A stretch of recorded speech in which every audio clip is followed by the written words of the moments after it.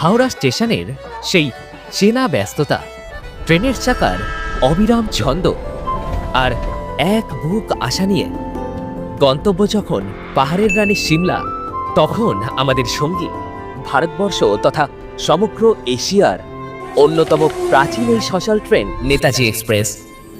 কিন্তু দীর্ঘ 1700 কিলোমিটারের এই ঐতিহাসিক পথ যেখানে শেষ হয়, ঠিক সেখান থেকেই শুরু হয় রূপকথার আর এক নতুন অধ্যায়, মানে ইউনেস্কো ওয়ার্ল্ড হেরিটেজ তকমাপ্রাপ্ত এই কালকা সিমলা টয় ট্রেন জার্নি। আর এই ট্রেন জার্নি যে জীবনের one of the best journey হয়ে উঠবে তা সত্যিই ভাবিনি। তাহলে বুঝতেই পারছেন সমতল থেকে পাহাড়ের এই সফরটা ঠিক কতটা রোমাঞ্চকর হতে চলেছে।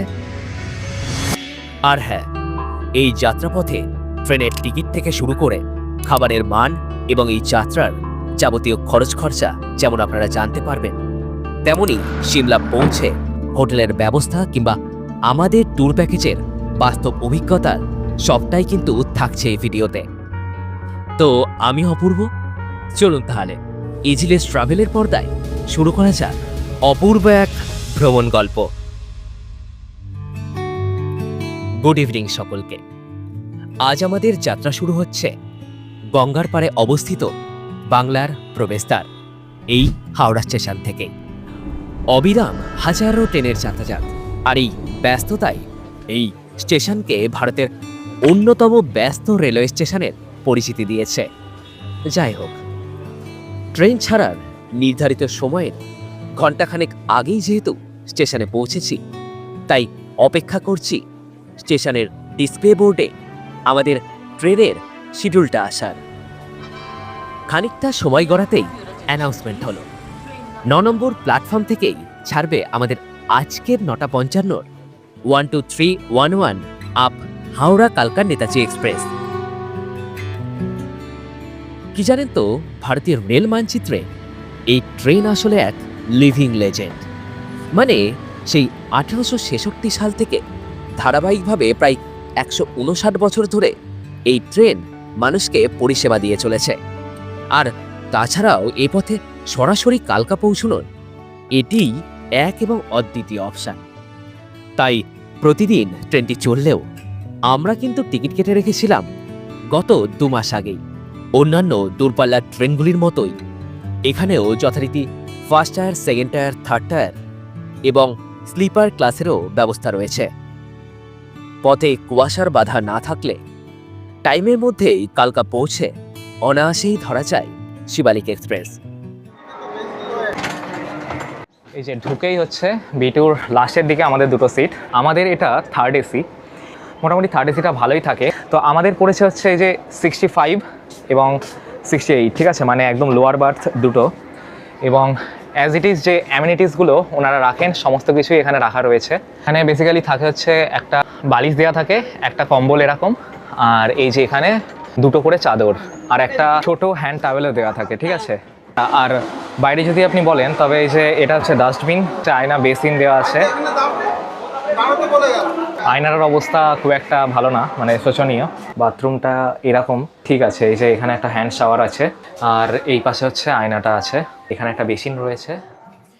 আর হ্যাঁ, আমাদের থার্ড টায়ার এসিতে ভাড়া পড়েছিল মাথাপিছু প্রায় 1950 টাকা। আপনাদের সুবিধার্থেই বাকি ক্লাসের ভাড়াগুলিও স্ক্রিন ডিসপ্লেতেই প্রোভাইড করলাম। এখন দাঁড়িয়ে রয়েছি এমন একটা জার্নির মানে সূচনার স্থলে, যেটা হয়তো প্রচুর বাঙালির কাছে একটা ইমোশন, ঠিক আছে।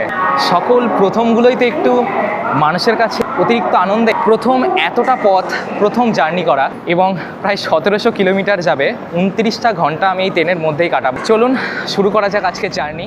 দূরের সিগন্যাল সবুজ হতেই মিনিট 3 লেটে শুরু হলো নতুনের উদ্দেশ্যে যাত্রা।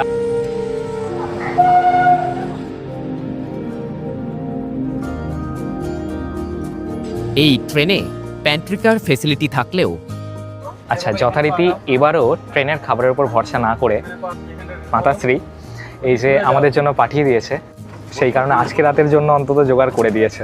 মেনুতে রয়েছে হচ্ছে কড়াইশুটির আলুর দম আর এই যে লুচি, রসালো গোকুল পিঠে, শীতকাল চলে গেলে তো এটাকে মিস করব, নিয়ে চলে এসেছি। খাবার দাবারের পর্ব শেষ হতেই দেখি চারিদিকে বিছানা করার তোড়জোড়।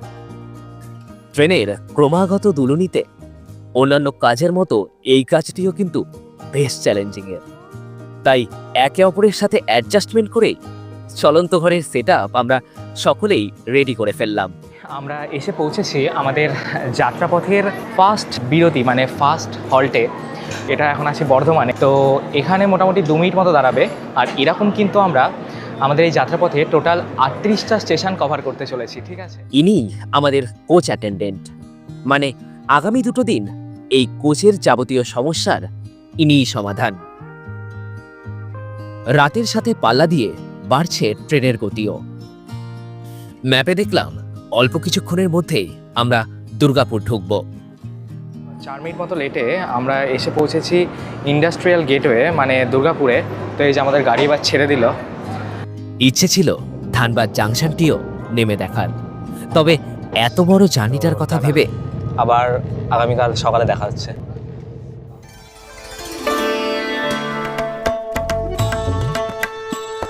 দেখলাম মাত্র 1 রাতের নিস্তব্ধতায় আমরা পেছনে ফেলে এসেছি পশ্চিমবঙ্গ, ঝাড়খণ্ড এবং বিহার রাজ্যের সীমানা।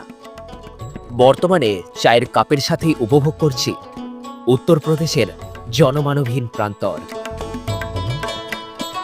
আচ্ছা, আমরা কালকে হাওড়া স্টেশনের বাইরে যাদের সঙ্গে প্রথম পরিচয় হয়, এই যে এই দাদাগুলোর সাথে, 2টো দাদা আছে, 2টো দিদি আছে, ঠিক আছে? তো প্রথম আমি ওনাদের সাথে কথা বলতেই ওনারাও বলে যে আমরা মানালি যাচ্ছি, তো সেখান থেকেই পরিচয়। তারপরে জানতে পারি যে 2টো দিদির বাড়ি, তাদের দুজনের বাড়ি হচ্ছে শান্তিপুর। সেই অবধিও ততক্ষণ পর্যন্ত অতটা অবাক হইনি। মজাদার ব্যাপার হচ্ছে সেইখানে আজকে সকালে যখন ওনাদের জিজ্ঞাসা করলাম তোমরা কোন এজেন্সির হয়ে যাচ্ছ, তখন ওনারাও জানালেন যে আমরা যার হয়ে যাচ্ছি আর কি, ট্যুর পিকার্সের হয়ে।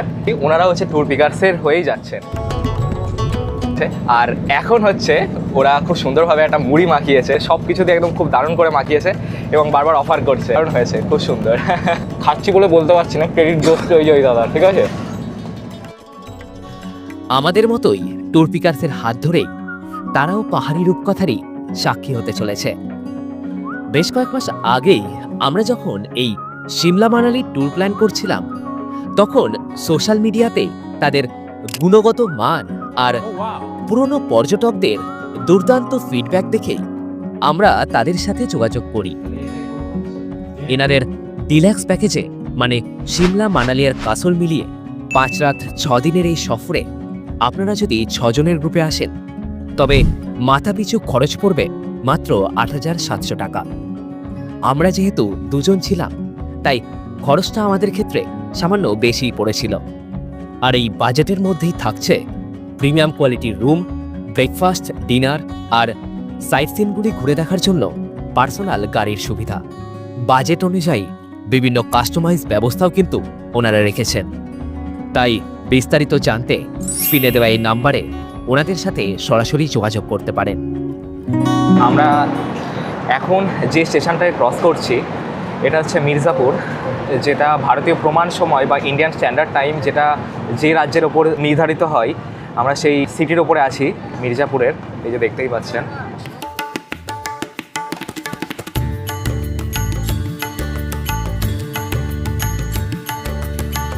এই যে বর্তমানে এসে পৌঁছেছি হচ্ছে সেই পবিত্র ভূমি প্রয়াগরাজে। এই যে দাদা এখনই এক্সাইটেড লাগছে, তাহলে এখনো জায়গায় কিন্তু মনে সেটাই ব্যাপার। আধা রাস্তা বাকি আছে। সকালটা শুকনো খাবার খেয়ে কাটিয়েছি, তবে দুপুরে আপনারা চাইলে ট্রেনের নিজস্ব প্যান্ট্রিকার থেকেই বিভিন্ন খাবার অর্ডার করতে পারেন। কিন্তু ওই যে তার গুণমান, তা নিয়ে সংশয় থাকাতেই আমরা আইআরসিটিসি অনুমোদিত জুপি অ্যাপ ব্যবহার করেই খাবার অর্ডার করেছি। তারা নাকি সরাসরি সিটেই খাবার পৌঁছে দেবেন। এক্ষেত্রে জোম্যাটোটাও কিন্তু বেশ ভালো অপশান হতে পারে। কানপুর পৌঁছাতেই খাবার চলে এসেছে, এই যেটা অর্ডার করেছিলাম, ক্যাশ অন ডেলিভারি করেছিলাম, ঠিক আছে? এবং ওনারা এই যে সিটে একদম ডেলিভারি দিয়ে গেলেন, ঠিক আছে? খাবার এটা আমাদের ভেজ থালি টোটাল বর্তমানে আমরা এখন রয়েছি উত্তর ভারতের বৃহত্তম রেলওয়ে জাংশন মানে কানপুরে। তো এখানে কিন্তু অনেকক্ষণ সময়ই ট্রেনটা থামে, তাই এখানেই বিভিন্ন রকমের খাবার দাবারগুলো এখানে আপনারা চাইলে এখানে আপনারা পারচেস করে নিতে পারেন। আমাদের যে থালিটা ছিল সেই থালিটা কিছুটা এরকম, 4টে রুটি ছিল, এইটা হচ্ছে চানা, মধ্যে একটা আছে পনির, একটা ডাল আছে এবং একটা চাটনি আছে, আর এই যে এটা হচ্ছে ভেজ হচ্ছে রাইস আর পান্তোয়া দুটো।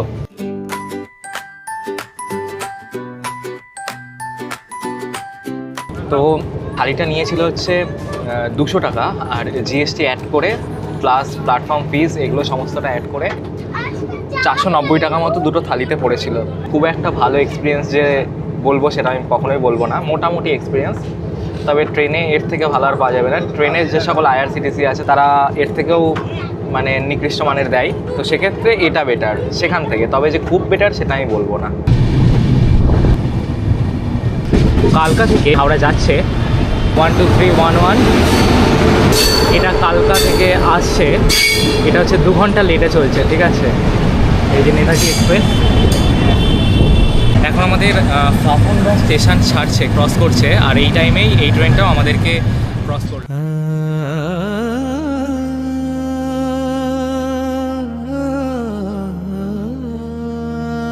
এই যে অবশেষে নামলাম আমাদের দেশের রাজধানী শহর মানে দিল্লিতে। এটা বেসিক্যালি ওল্ড দিল্লি, টাইমের আগেই পৌঁছে গিয়েছে, ঠিক আছে। এখানে 15 মিনিটের আমাদের হল্ট রয়েছে। কেমন ঠান্ডা লাগছে? এখানে ভালোই ঠান্ডা। আর এই স্টেশনে যেহেতু প্রিমিয়াম লঞ্চের ব্যবস্থা রয়েছে, তাই রাতের খাবারটা এখান থেকেই নিয়ে নেওয়া যাক।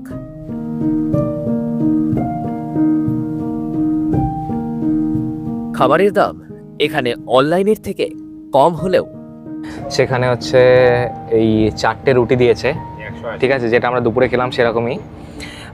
এটা হচ্ছে প্লেন একদম সাদা ভাত, স্যালাড দিয়েছে, এটা হচ্ছে একটা মিক্সড ভেজ, ডাল এবং এই যে পনিরের তরকারি। তো এই সমস্তটা দিয়ে 180 টাকা। গুণগত মান বা টেস্ট অনেকটাই ভালো।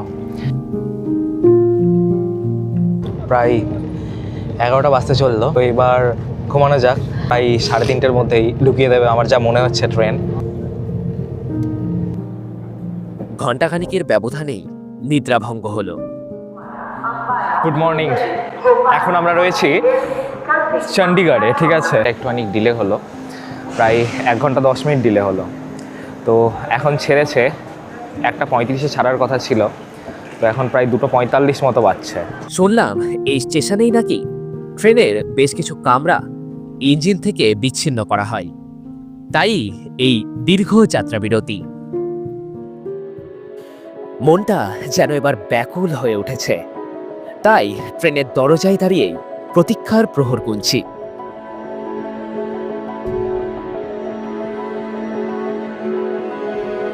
অবশেষে এসে পৌঁছালাম সেই বহু প্রতীক্ষিত গন্তব্যে, অর্থাৎ কালকাতে।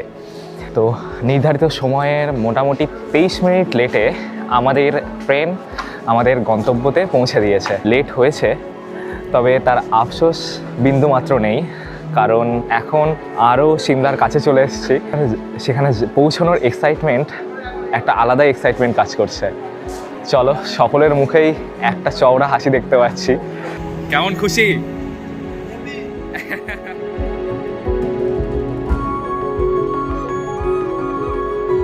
4 নম্বরে নামিয়েছিল, তো এই সাইডটা দিয়ে, এই ওভারব্রিজটা দিয়ে এসে এই একের সাইডটা দিয়ে আপনি পেয়ে যাবেন, ঠিক আছে। এই এতটা পথ পাড়ি দিয়ে লোকে কেবলমাত্র এই শিবালিক এক্সপ্রেস কিংবা এখান থেকে যে সকল টয় ট্রেনগুলো রয়েছে সেগুলোতেই যে ওঠার জন্য আসে তা বলতে কোনো দ্বিধা নেই। টয় ট্রেনে যদি সিট ফাঁকা থাকে তবে এই যে এখান থেকে টিকিট কাউন্টার রয়েছে, এই টিকিট কাউন্টার থেকে টিকিট অ্যাভেলেবেল থাকলে আপনারা টয় ট্রেনের জন্য এখান থেকেও কিন্তু টিকিট করিয়ে নিতে পারে। তবে আমরা 1 মাস আগেই কেটে নিয়েছিলাম এই টিকিট, যেহেতু টিকিট এইটা পিক সিজন চলে, জানুয়ারি ফেব্রুয়ারি। আমাদের দার্জিলিংয়ে অর্থাৎ আমাদের নর্থ বেঙ্গলে টয় ট্রেনটা রয়েছে, তবে তার জার্নি এখনও হয়ে ওঠা সম্ভব হয়নি আমার, কিন্তু ভাগ্য সুপ্রসন্ন, তাই এই যে আমাদের শিবালিক এক্সপ্রেস, খুব সম্ভবত এটাই হচ্ছে শিবালিক। কাছে যেতেই দেখলাম এটাই আমাদের শিবালিক ডিলাক্স এক্সপ্রেস। না জানি কত কথাই না শুনেছি এই ট্রেনের নামে, কত ভিডিওতেই না দেখেছি এর যাত্রাপথের সেই অসাধারণ ল্যান্ডস্কেপ। আর তাই এই 5 ঘন্টার মনোমুগ্ধকর জার্নি আজ এই রুটকে ভারতের দ্বিতীয় সুন্দরতম টয় ট্রেন জার্নির মর্যাদা দিয়েছে। শিবালিক ডিলাক্স কিন্তু তাদের মধ্যে অন্যতম। তার 94 কিলোমিটারের এই যাত্রাপথে ফার্স্ট ক্লাসে আমাদের ভাড়া পড়েছিল 595 টাকা, এবং তাতে ব্রেকফাস্টটা কিন্তু ইনক্লুডেড ছিল। আপনাদের সুবিধার্থে এ পথের বাকি ট্রেনগুলির ডিটেলসও প্রোভাইড করলাম, চাইলে পজ করে চেক করতে পারেন। কালকা স্টেশন চত্বরটা খুব সুন্দর সাজানো গোছানো, ঠিক আছে, এবং চারিদিকটাই যে একটা সেই পুরনো ঐতিহাসিক ফিলটা সেটা কিন্তু রয়েছে। এই যে পেছনটায় সমস্ত এই দেখুন লেখাটার জুড়ে ইউনেস্কো ওয়ার্ল্ড হেরিটেজ সাইট যে ঘোষণা করা হয়েছিল। স্টেশন চত্বরটা খুবই পরিষ্কার পরিচ্ছন্ন। চেষ্টা করবেন শিবালিকটাই ধরার, তবে যদি একদম খুব শীতের দিকে আসেন সেক্ষেত্রে নেতাজি এক্সপ্রেসটা লেট করলে শিবালিকটা আপনারা নাও পেতে পারেন। তখন আপনারা পরবর্তী যে সকল ট্রেনগুলো রয়েছে, টয় ট্রেনগুলো, সেগুলো অপশানে রাখতে পারেন। নেতাজি এক্সপ্রেস আর এই শিবালিকের টাইমিংটা ম্যাচ করেই রেখেছে যে নেতাজি এক্সপ্রেসটা সামান্য যদি ডিলেও হয়ে যায় সেক্ষেত্রে এই শিবালিক এক্সপ্রেস, মানে আমার পেছনে যেটা দাঁড়িয়ে আছে, এটা হচ্ছে মানে ওই প্যাসেঞ্জারটা নিয়ে তারপরে এই ট্রেনটা ছেড়ে যায়, এমনও হয়েছে। আর কালকা স্টেশনের বাইরেটা কিছুটা এমন। এই শিবালিক এক্সপ্রেসের সব থেকে সমস্যার ব্যাপার হচ্ছে এখানে লাগেজ রাখার ব্যাপার। এই যে নিজস্ব সিটে কোনো লাগেজ রাখার জায়গা নেই, নিজস্ব সিটের নিচেও ঠিকঠাক লাগেজগুলো ঢুকছে না, অতিরিক্ত কনজাস্টেড সিট, সেই কারণে রাখার একটু, তাই না, ব্যাগট্যাগ রাখার হালকা ঝামেলা আছে। সে তো আছে, লাগেজ দুটো ঠিক আছে, দুটো জায়গায় 3টে হলেই ঝামেলা। আচ্ছা, একটা ব্যাপার, আমরা জানি যে ভিস্তাডোমে যে সকল কোচগুলো হয় সেগুলো কিন্তু হচ্ছে 360 ডিগ্রি রোটেট করা যায়, ঠিক আছে, কিন্তু এই শিবালিক এক্সপ্রেসে কিন্তু সেটা করা যায় না। তবে শিবালিক এক্সপ্রেসেও যেদিকে যাচ্ছে সেই অভিমুখে দেখার জন্য কিন্তু একটা খুব সুন্দর একটা ব্যবস্থা রয়েছে, সেটা আপনাদের একটু দেখাই। এই যে এই সিটটা রয়েছে, এটাকে এরকম করে দিলে এইটা সামনের দিকে, মানে যে অভিমুখে ট্রেনটা যাবে সেদিকেই আপনারা বসতে পারবেন চাইলে, ঠিক আছে। এখন আমাদের দরকার নেই, তাই সেক্ষেত্রে আমরা এদিকটাতেই করে রাখলাম। এরকম সমস্ত সিটগুলোই এরকম করে অ্যারেঞ্জমেন্ট করা হয়, ঠিক আছে।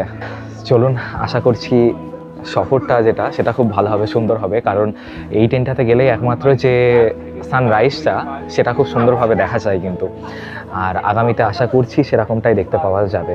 এবং আজকে ঠান্ডাটা কিন্তু এই যে 14 ডিগ্রি, ঠিক আছে, মানে কালকাতে 14 ডিগ্রি টেম্পারেচার। তাই মন এইবার একটু চা চাইছে।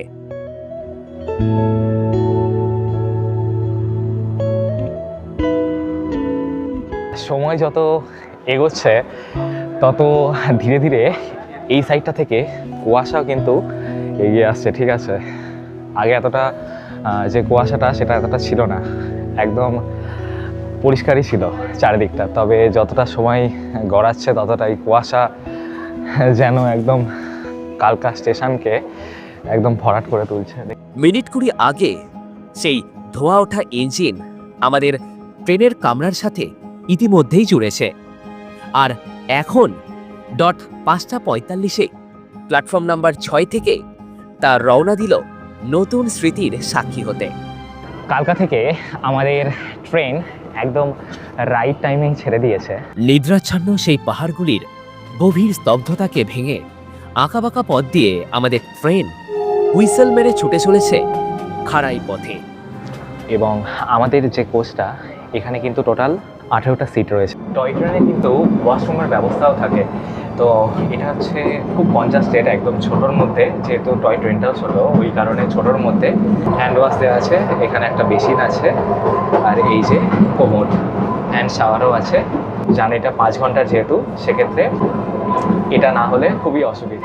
পশ্চিম আকাশে গাছপালাগুলির আড়াল থেকে পূর্ণিমার স্নিগ্ধ চাঁদটা মাঝে মাঝে ধরা দিচ্ছে।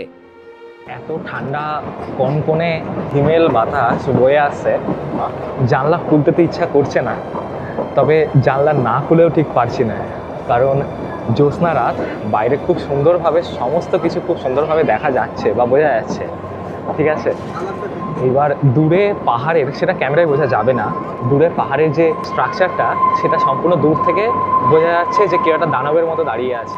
মোটামুটি 6:30টার দিকে আমাদের ব্রেকফাস্ট মানে যে আমাদের ট্রেনের যে খাবারটা সেটা আর কি সমস্তটাই প্রোভাইড করে গেলেন, সেটা আপনাদের একটু দেখিয়ে দিই। এই যে একটা কফি দিয়েছে, দুটো গরম জল প্রোভাইড করে দিয়েছে, এটা হচ্ছে কাটলেট, এটা হচ্ছে অমলেট, এটা মনে হচ্ছে পাউরুটি দেখে যা মনে হচ্ছে, দুটো বিস্কুট দিয়েছে, ঠিক, আর দুটো আমল দিয়েছে।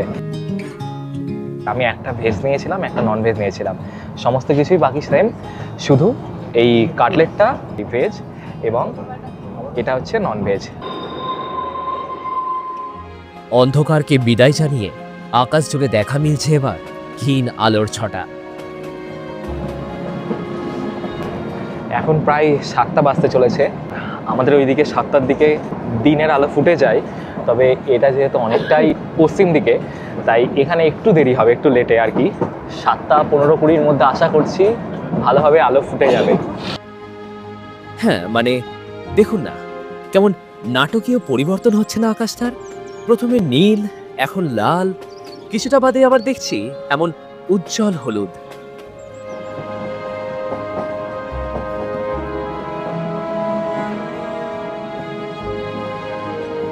পূর্ব আকাশ যেন সোনা ঝরাচ্ছে দেখে মনে হচ্ছে। আর এই মাঝে মাঝে টানেলগুলো আসছে, টানেল থেকে বেরিয়ে আবার একটা নতুন দুনিয়াতে প্রবেশ করছি। কেমন লাগছে? দারুণ লাগছে। হাসি, মানে মুখে এক গাল ভর্তি হাসি, হাসিটা দেখেই বুঝতে পারছেন।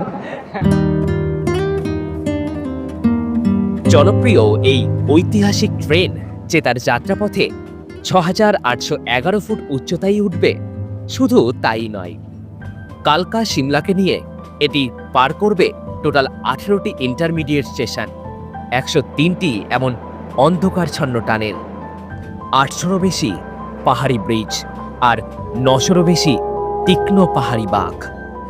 উফ, তা ভাবলেই যেন কেমন শৈলের মধ্যে এক অদ্ভুত শিহরণ খেলে যাচ্ছে। বেশ কিছু বাঁক আর টানেলগুলির শিহরণ আমরা ইতিমধ্যেই উপলব্ধিও করেছি, আর বর্তমানে রয়েছি এই যাত্রাপথের সবথেকে দীর্ঘ এবং ঐতিহাসিক বারক টানেলে। আর তা পেরিয়েই এই বারক স্টেশন। দেখলাম বিভিন্ন খাবারের দোকানপাটও এখানে রয়েছে।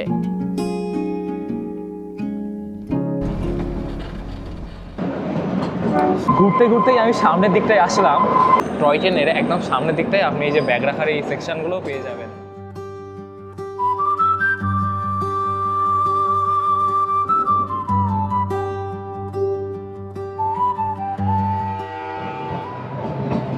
বেলা যত বাড়ছে পাহাড়ের প্রতিটা বাঁক যেন ততই উজ্জ্বল সোনালী আভায় ক্রমশ সেজে উঠছে। আর আমি বারবার ভাবছি সৃষ্টিকর্তা কতই না সুন্দরভাবে সাজিয়েছেন আমাদের এই জন্মভূমিকে।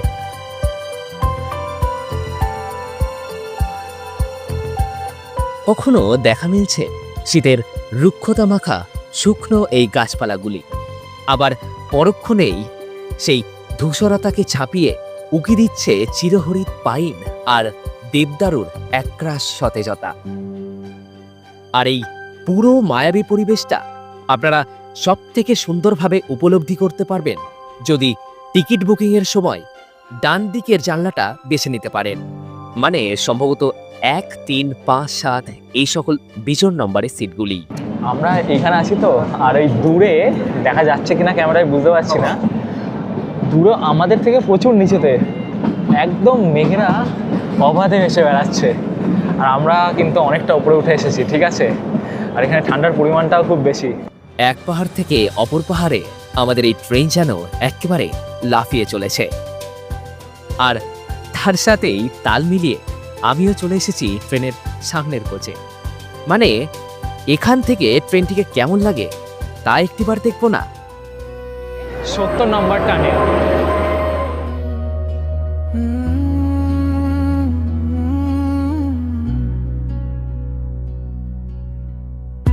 চুপচাপ জেগে ওঠে। যাত্রাপথের প্রতিটি মুহূর্ত ক্যামেরাবন্দি করতে করতে কখন সে সময় কেটে গেল টেরই পেলাম না। কিছুটা সময় বাদেই যাব ওই পাহাড়টাতে, ওটাই আর কি সিমলা। অন্যান্য সোশ্যাল মিডিয়া প্ল্যাটফর্মগুলির জন্য নিজের কিছু ফটো ভিডিও যেমন তুলে নিলাম, তেমনি গতকাল ট্রেনে আলাপ হওয়া দাদাদেরও তুলে দিলামও বটে। অবশেষে দীর্ঘ 5 ঘন্টার এক নৈসর্গিক মায়াজাল পেরিয়ে আমরা ছুঁয়ে ফেললাম সিমলাকে, মানে হিমাচল প্রদেশের রাজধানী শহর। জানি না কেন জীবনের সুন্দর মুহূর্তগুলো এত দ্রুত শেষ হয়ে যায়। এই যেমন এই জার্নিটাই ধরুন না। যাই হোক, ঘড়িতে বাজছে 11:15। সিমলা স্টেশন চত্বরটা কিন্তু বেশ সাজানো গোছানো। দেখলাম রয়েছে ব্রিটিশ আমলের ছোঁয়া। ট্রেনে আসতেই যে ড্রাইভার দাদা আমাদের কল করেছিলেন, তাকে এখন কল করাতে তিনি জানালেন এই লঞ্চটা দিয়ে ওপরে যেতে আর কি, কার পার্কিংয়ের ওখানে, এবং তিনি সেখানে দাঁড়িয়ে রয়েছেন।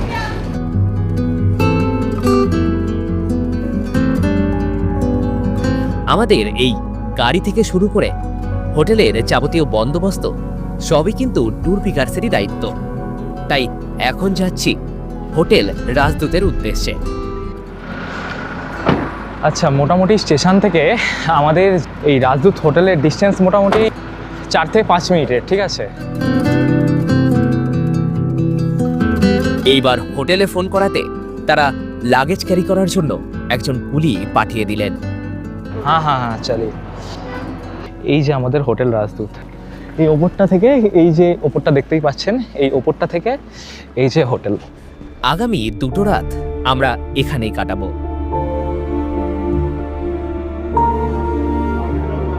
হোটেলের অ্যাম্বিয়েন্সটাও কিন্তু বেশ ভালো, রয়েছে লিফটের ব্যবস্থাও। आइए दादा। ওকে, কমপ্লিট না? রিসেপশন থেকে চাবি নিয়ে আমরা যথারীতি রুম চেক ইন করলাম। ফার্স্ট অ্যাপিয়ারেন্সেই রুমের ভেতরটা বেশ ভালো লেগেছে। এক ঝলকে আপনাদের কি কি রয়েছে রুমের মধ্যে সেটা চলুন জানিয়ে দিই। দেখুন, এদিকে একটা বড় দেখে আয়না আমি দেখতে পাচ্ছি। এখানে ফ্যান রয়েছে, যেটা গরমকালে আই থিঙ্ক প্রয়োজন হতে পারে। লাইট, এ পাশে টিভি রয়েছে, এই পাশে বেডটা দেখতেই পাচ্ছেন। এটা একটা কিং সাইজ বেড বললেও কম বলা হবে। এখানে 3 জন তো খুব আরামেই শুয়ে পড়তে পারবেন। বেডের দুপাশে 2টো সাইড টেবিল রয়েছে ছোট দেখে, ঠিক আছে। আর এই পাশে একটা ওয়ার্ড্রপ আছে। ওয়ার্ড্রপে ওনারা বললেন যে এক্সট্রা করে হচ্ছে এই যে ব্ল্যাঙ্কেট প্রোভাইড করে রেখেছেন, ঠিক আছে। আর এছাড়া এই যে এখানে গ্লাস এবং জল খাওয়ার জন্য এখানে একটা আয়না এবং টাওয়েল এবং সাবান। আর এই ঘরটার সব থেকে মজাদার বা সব থেকে চমকপ্রদ ব্যাপার হচ্ছে, দেখাই আপনাদের।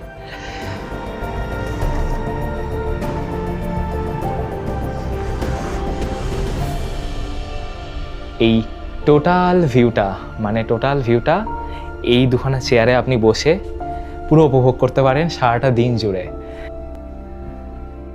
আচ্ছা, তবে এই রৌদ্রছায়ার খেলা দেখতে দেখতে এখানে একটু সময় কাটিয়ে এবার ফ্রেশ হয়ে ওপরে খেতে যাব। তো আজকের মতো এই ভ্লগ আমি এখানেই সমাপ্ত করছি, এবং দেখা হচ্ছে আপনাদের সাথে পরবর্তী ভ্লগে সিমলার আশেপাশের সাইট সিনগুলোকে নিয়ে। রোদের মায়ায় হাসা এই সিমলাতে আজ এক ভালোবাসার প্রহর গুনছি। এমন আরও ভালোবাসার গল্প বলতে চাই, তবে অপেক্ষা করতে হবে এই শহরের পরবর্তী ভিডিওর জন্য। দেখা হচ্ছে সেখানে। টাটা।